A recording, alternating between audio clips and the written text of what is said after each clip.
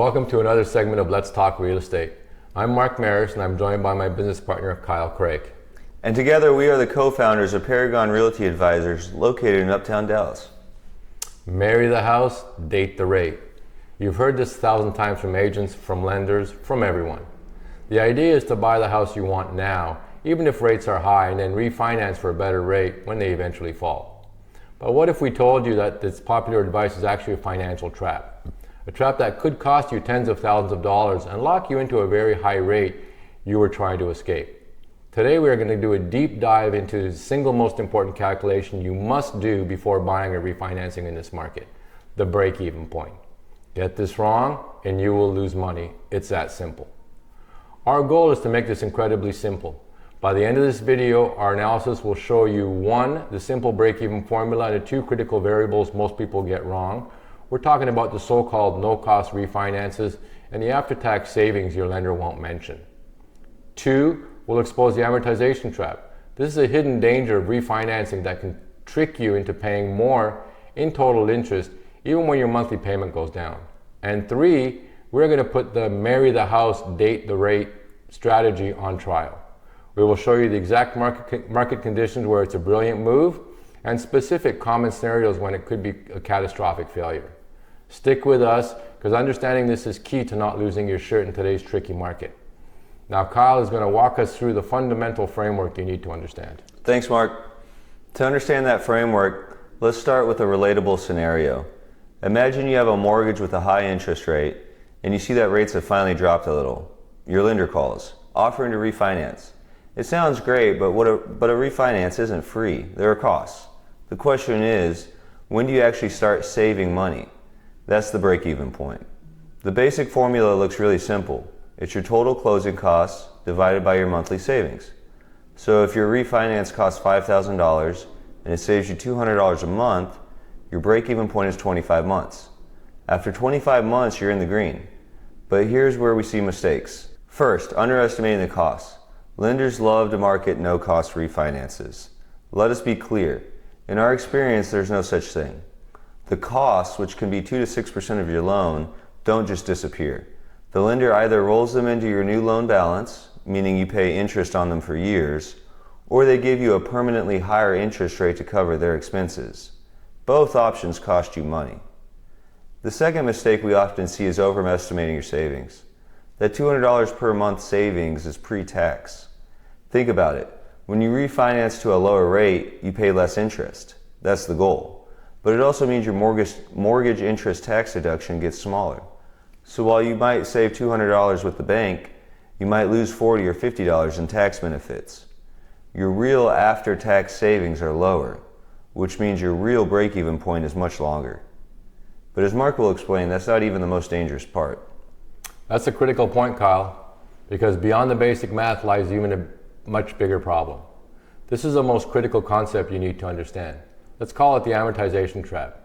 Imagine you're 8 years into an original 30-year mortgage. You've been paying diligently, and you're finally in a sweet spot. You've gotten through the early years where your payment is almost all interest, and now a bigger chunk is finally going towards your principal, building your equity. But then you refinance into a new 30-year loan to get a slightly lower rate. In doing so, you've just reset the clock. You go right back to year 1 of a new loan, where the payment is once again, almost entirely interest. Our analysis of this number is shocking. As this chart shows, you can successfully lower your monthly payment by a couple $100s, but because you reset the clock and extended your loan term, you can end up paying tens of thousands of dollars more in total interest over the life of the loan. The only way to avoid this trap is to refinance into a shorter term loan, like a 15 or 20 year, that keeps you on track to pay off your home around the same original date. Now, with that trap in mind, Kyle is going to put the biggest catchphrase in real estate to the ultimate stress test. Exactly. Okay, let's put the big one to test. Marry the house, date the rate. This strategy is fundamentally a bet. It's not a guarantee. You are betting that home prices will continue to rise and that interest rates will fall. But here's the reality. A future refinance is not automatic. You have to re-qualify all over again. And your ability to do that depends on your personal finances and, far more importantly, your home's appraised value. This brings us to the strategy's fatal flaw. We call it the LTV trap. LTV stands for loan to value. It's just a simple way of saying how much of your home you own versus how much the bank owns. Now imagine you're a first-time home buyer. You buy a $400,000 house with 5% down. Your LTV is 95%. You have very little equity. A year later, rates drop. Fantastic. You call your lender ready to date the rate. But the market has cooled off, and your home now appraises for $380,000. Because you've paid down almost no principal in that first year, your loan balance is still sky high. You are now underwater. You owe more than the house is worth. A lender will not approve that refinance. You are trapped in your original high interest rate loan. The date the rate strategy has completely failed. A mistake we often see is buyers with low down payments being pushed into the strategy. But they are the ones most likely to get trapped. The research we analyzed shows that in a flat or falling market, waiting to buy was the clear financial winner over buying early and hoping to refinance. So given these traps, Mark is going to lay out the new rules for thinking about this. Thanks, Kyle. So what does this all mean for you right now? It means the old rules of thumb are dead. The idea that you should refinance if rates drops by a full percentage point is outdated. With today's high closing costs, our analysis shows you need a rate drop of at least 3/4 of a point to 1% and a calculated break-even point under 3 years for it to even be worth a conversation. And the single most important variable in all this is your holding period. The entire calculation is worthless if you don't have a realistic, conservative estimate on how long you'll stay in that home or keep that loan. If you might move in 4 years, but your break-even is 5 years, refinancing is a guaranteed financial loss. You've just paid thousands of dollars to help the next owner save money. Now, we've talked a lot about refinancing, but a key decision point for many buyers is whether to pay discount points to lower their rate from the very start. This uses the exact same break-even logic we just discussed, but with its own unique traps. It's a huge topic, so we're going to dedicate an entire video to breaking down the math on discount points.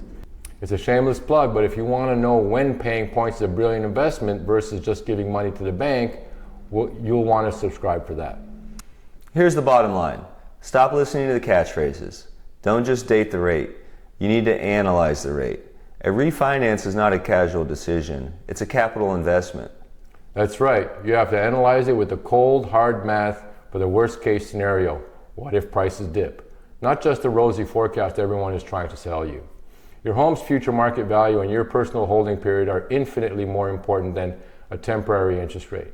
Get these two things wrong and you will lose money. Navigating these complex financial decisions is exactly what we specialize in. The framework we discussed today aren't just theories, they are the tools we use to guide our clients through the noise and protect their financial futures. If you're in the Dallas-Fort Worth market and are trying to figure out whether to buy, wait, or refinance, the noise can be overwhelming. Don't rely on a catchphrase, rely on data. Our team has a deep analytical understanding of the DFW market that goes far beyond the headlines. We can help you run these numbers for your specific situation. Go to www.paragondfw.com to schedule a no-obligation consultation today. And if you found this video helpful, make sure you give it a thumbs up and hit the subscribe button and notification bell, and you'll have access to all our current and future content. And finally, make sure you leave a comment below. We'd love to hear from you. Thank you for watching this video, and we look forward to seeing you in the next one. All the best.